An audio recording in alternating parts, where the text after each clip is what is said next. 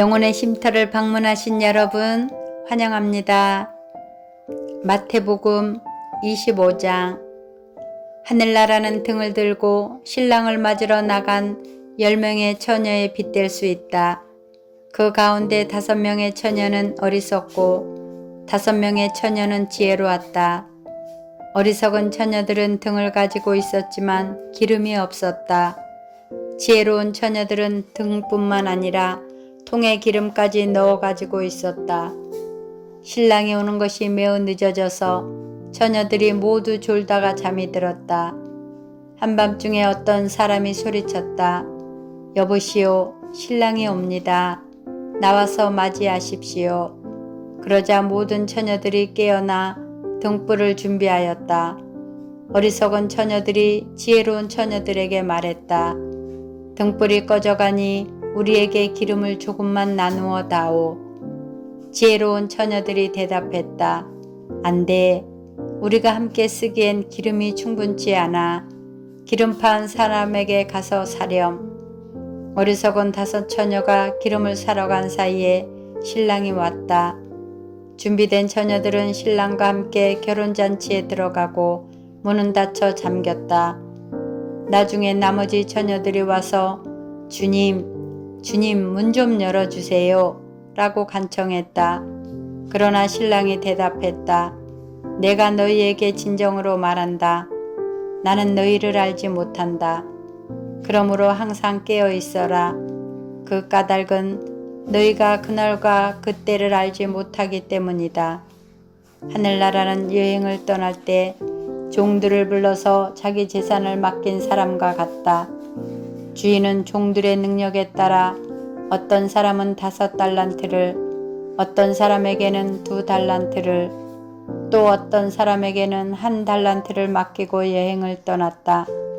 5달란트를 받은 종은 얼른 가서 그것으로 장사를 하였다. 그래서 5달란트를 더 벌었다. 마찬가지로 2달란트를 받은 종도 2달란트를 더 벌었다. 그러나 1달란트를 받은 종은 나가서 땅을 파고 그곳에 주인의 은돈을 숨겼다. 세월이 오래 지난 뒤에 종들의 주인이 집에 돌아와서 종들과 세무하였다. 5달란트를 받았던 종이 5달란트를 더 가지고 와서 말했다. 주인님, 제게 5달란트를 맡기셨는데 보십시오. 5달란트를 더 벌었습니다. 주인이 대답했다. 참 잘했구나. 너는 착하고 신실한 종이다. 내가 작은 것에 최선을 다했으니 내가 훨씬 더 많은 것을 너에게 맡기겠다. 주인과 함께 기쁨을 누려라. 2달란트를 받았던 종도 와서 말했다. 주인님, 제게 2달란트를 맡겨주셨는데 보십시오. 2달란트를 더 벌었습니다. 주인이 그에게 대답했다. 참 잘했구나. 너는 착하고 신실한 종이다.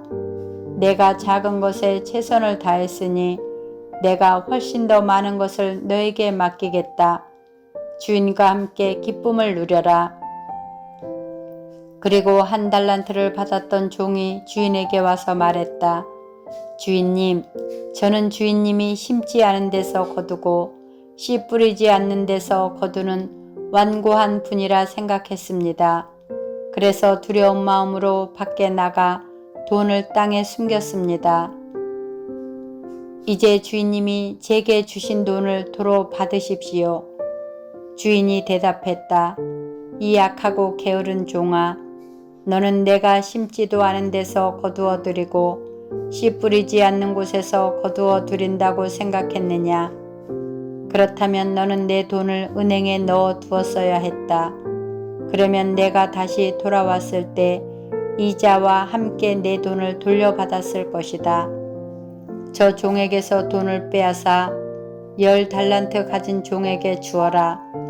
가진 사람은 더 많이 받아 풍성하게 될 것이고 없는 사람은 있는 것마저 빼앗길 것이다.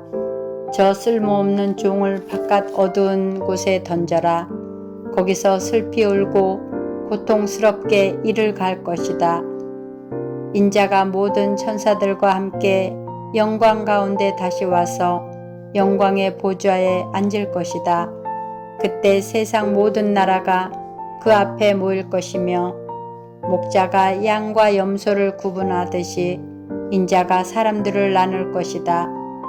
인자는 자신의 오른쪽에는 양을, 왼쪽에는 염소를 둘 것이다. 그때 왕이 오른쪽에 있는 사람들에게 말할 것이다. 내 아버지로부터 복을 받은 너희들이여, 와서 세상이 만들어질 때부터 하나님께서 너희를 위해 준비하신 나라를 물려받아라. 내가 배가 고플 때 너희는 내게 먹을 것을 주었다. 내가 목마를 때 너희는 마실 것을 주었다.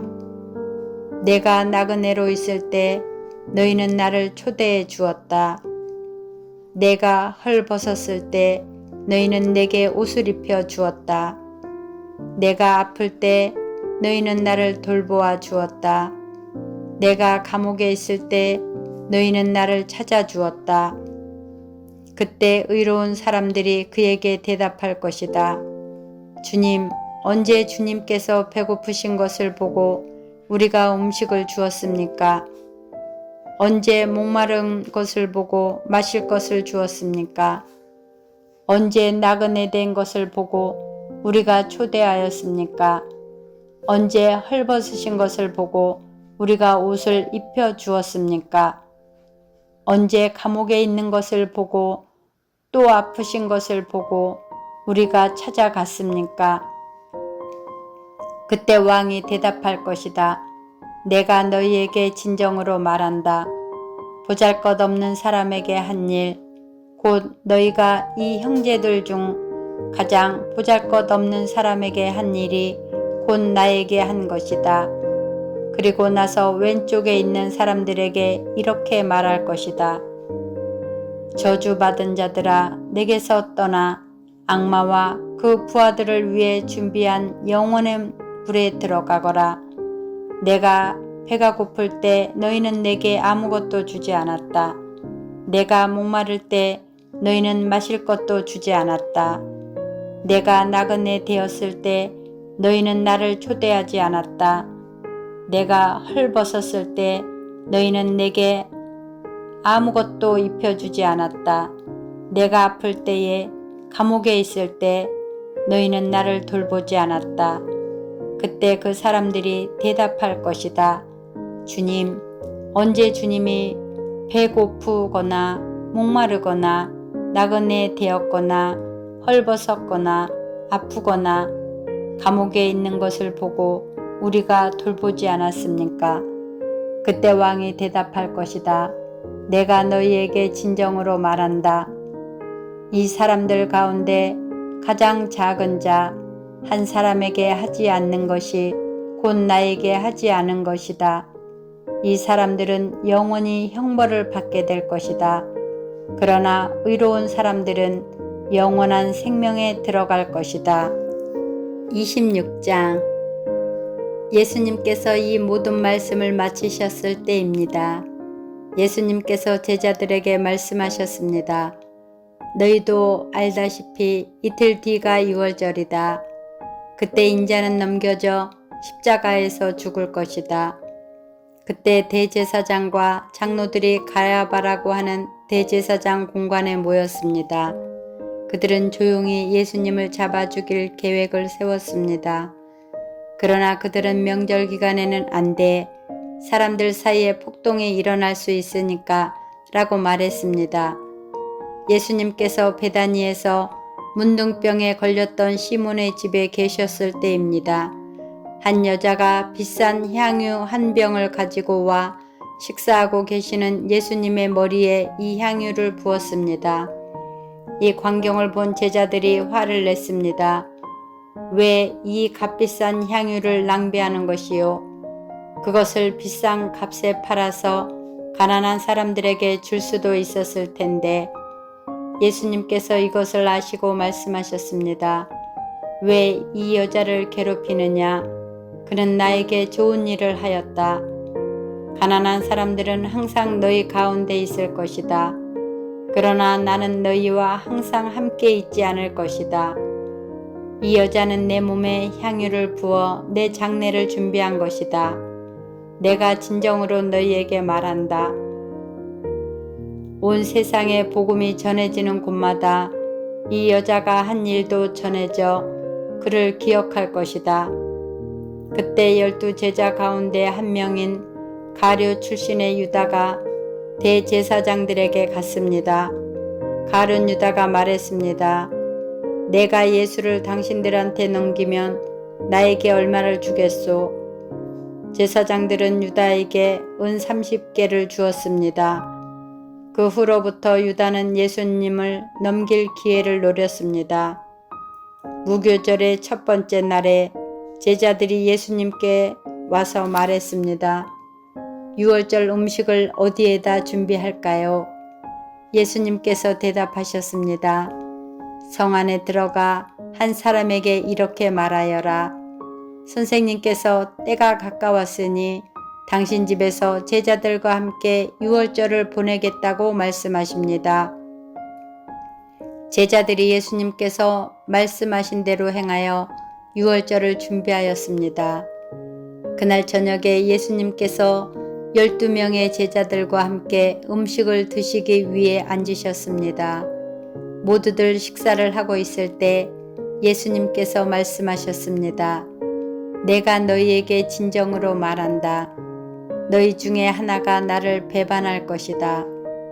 제자들은 매우 슬퍼하며 한 사람씩 예수님께 묻기 시작했습니다. 주님, 제가 그 사람은 아니지요? 예수님께서 대답하셨습니다. 나와 함께 그릇에 손을 넣는 자가 나를 배반할 것이다. 성경에 쓰여진 대로 인자는 떠나갈 것이다. 그러나 인자를 넘겨주는 그 사람에게는 화가 있다. 차라리 태어나지 않았더라면 자신에게 더 좋았을 것이다. 예수님을 배반한 유다가 예수님께 말했습니다. 선생님이여, 설마 제가 그 사람입니까? 예수님께서 그에게 내가 말했다 하고 대답하셨습니다. 식사 때 예수님께서는 빵을 들어 감사 기도를 드리시고 그것을 떼어 제자들에게 주시며 말씀하셨습니다. 받아 먹어라. 이것은 내 몸이다. 또한 예수님께서 잔을 들어 감사드리신 후 그것을 제자들에게 주시며 말씀하셨습니다. 너희 모두 이것을 마셔라. 이것은 죄를 용서하기 위하여 많은 사람들을 위해 붓는 나의 피, 곧 언약의 피이다. 내가 너희에게 말한다. 내가 아버지의 나라에서 너희와 함께 새롭게 마시는 그날까지 지금부터는 포도 열매로 빚은 것을 마시지 않을 것이다. 그들은 찬송을 부르고 올리브 산으로 올라갔습니다. 예수님께서 제자들에게 말씀하셨습니다. 오늘 밤 너희는 모두 나를 버릴 것이다. 성경에 이렇게 쓰여 있다. 내가 목자를 칠 것이니 양이 흩어질 것이다. 그러나 내가 살아난 뒤에 너희보다 먼저 갈릴리로 갈 것이다. 베드로가 말했습니다. 다른 모든 제자들이 주님을 버릴지라도 저는 결코 버리지 않겠습니다. 예수님께서 대답하셨습니다.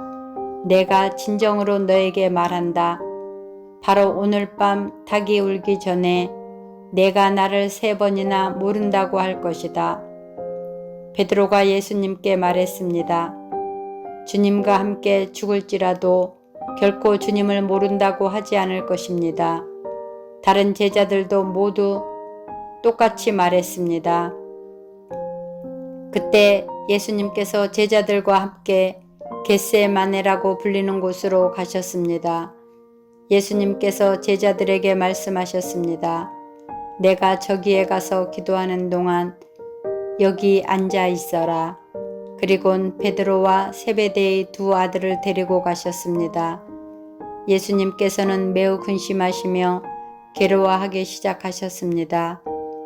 예수님께서는 세 제자에게 말씀하셨습니다. 내 마음이 괴로워 죽을 지경이다.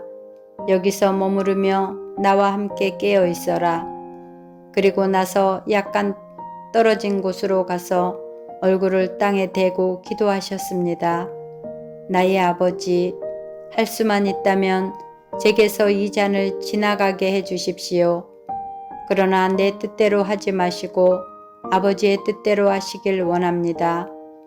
기도하신 후 제자들에게 오셔서 제자들이 자고 있는 것을 보시고 베드로에게 말씀하셨습니다. 너희들은 한 시간도 나와 함께 깨어 있을 수 없느냐? 깨어서 너희가 시험에 빠지지 않도록 기도하여라. 영은 원하지만 육체가 약하구나.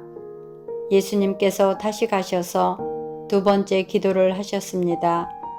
나의 아버지여, 이것이 제게서 지나갈 수 없고 제가 마셔야만 한다면 아버지의 뜻대로 되기를 기도합니다. 그리고 나서 다시 제자들에게 가셔서 제자들이 자고 있는 것을 보셨습니다. 그들은 너무 졸렸던 것입니다.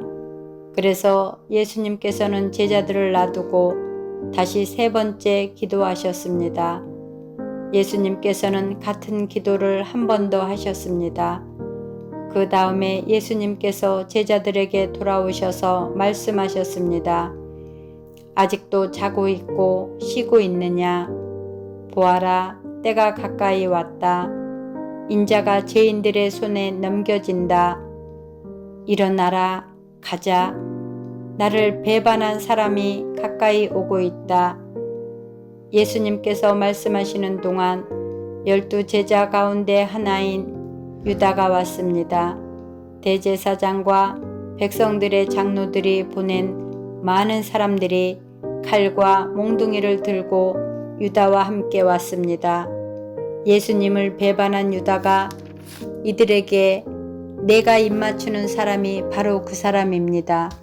그를 잡으시오 라며 신호를 정해 주었습니다.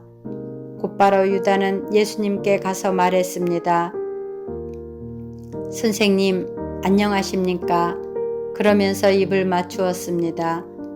예수님께서 친구여, 무엇하러 여기에 왔느냐? 하고 묻자 사람들이 와서 예수님을 붙잡았습니다. 그러자 예수님과 함께 있던 제자 중 한 사람이 칼을 뽑았습니다. 그리고 대제사장의 종에게 칼을 휘둘러 그 종의 귀를 잘랐습니다. 예수님께서 그에게 말씀하셨습니다. 칼을 도로 제자리에 꽂아라. 칼을 쓰는 사람은 칼로 죽을 것이다. 너는 내가 내 아버지께서 말씀드리면 즉시 12군단도 넘는 천사들을 보내주실 것을 생각하지 못하느냐. 그러나 만일 그렇게 하면 이 일이 반드시 일어난다고 한 성경 말씀이 어떻게 이루어지겠느냐. 그리고 나서 예수님께서 사람들에게 말씀하셨습니다. 너희는 마치 강도를 잡을 것처럼 칼과 몽둥이를 가지고 왔구나. 내가 성전에 앉아 매일 가르쳤지만 너희는 나를 잡지 않았다. 이 모든 것은 예언자의 글을 이루기 위해 일어난 것이다. 그때 모든 제자들이 예수님을 버리고 도망갔습니다. 예수님을 잡은 사람들이 예수님을 대제사장 가야바에게로 끌고 갔습니다. 거기에는 율법 학자들과 장로들이 모여 있었습니다. 베드로가 예수님과 멀찍이 떨어져 따라가 대제사장의 공관 마당에 들어갔습니다. 그리고 결과를 보려고 경비원들 틈에 끼어 함께 앉았습니다. 대제사장들과 전체 의원들이 예수님을 죽이기 위해 예수님을 고소할 거짓 증거를 찾으려고 하였습니다. 많은 거짓 증인들이 나왔으나 아무 증거도 얻지 못하던 중 마침내 두 사람이 나왔습니다. 이들은 이 사람이 나는 하나님의 성전을 헐고 그것을 3일 만에 다시 세울 수 있다라고 말했습니다. 라고 증언했습니다. 대제사장이 일어서서 예수님께 물었습니다. 당신은 아무 대답도 하지 않겠소? 이 사람들이 당신에게 불리한 증언을 하는 것에 대한 당신의 답변은 무엇이요? 그러나 예수님께서는 아무것도 말씀하시지 않았습니다. 다시 대제사장이 예수님께 물었습니다. 내가 살아계신 하나님께 맹세하고 당신에게 명령하니 우리에게 말하시오. 당신이 하나님의 아들 그리스도요? 예수님께서 대답하셨습니다. 내가 말했다.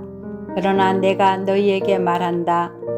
이제 이후로 인자가 전능하신 자의 오른쪽에 앉아 있는 것과 하늘 구름을 타고 오는 것을 볼 것이다. 그러자 대제사장이 자기 옷을 찢으며 말했습니다. 이 사람이 하나님을 모독했다. 더 이상 증인이 필요 없다. 여러분 모두가 이 사람이 하나님을 모독하는 것을 들었다. 어떻게 생각하는가? 사람들이 대답했습니다. 죽어 마땅합니다. 그리고 사람들은 예수님의 얼굴에 침을 뱉고 주먹으로 치고 손바닥으로 때리며 그리스도야, 누가 너를 때렸는지 맞춰보아라 하고 말했습니다. 베드로가 대제사장 공관 마당의 바깥쪽에 앉아 있었습니다. 그때 어떤 여자 하인이 와서 말했습니다. 당신도 갈릴리 사람 예수와 함께 있었지요? 그러자 베드로는 당신이 무슨 말을 하는지 모르겠소 라며 모든 사람들 앞에서 그렇지 않다고 말했습니다. 베드로가 대문 있는 데로 나가자 다른 여자 하인이 거기 있던 사람들에게 말했습니다. 이 사람은 나사렛 예수와 함께 있던 사람이에요.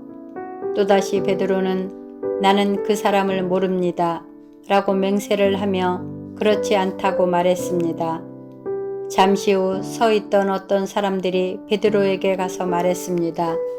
분명히 너는 그들과 한패다. 내 말씨를 보니 틀림없다. 그러자 베드로는 저주를 하며 맹세했습니다. 나는 저 사람을 모릅니다. 그러자 바로 닭이 울었습니다. 베드로는 지난번 예수님께서 자기에게 하신 말씀이 기억났습니다. 닭이 울기 전에 너는 나를 3번이나 모른다고 할 것이다. 베드로는 밖으로 나가 몹시 울었습니다. 아멘. 샬롬.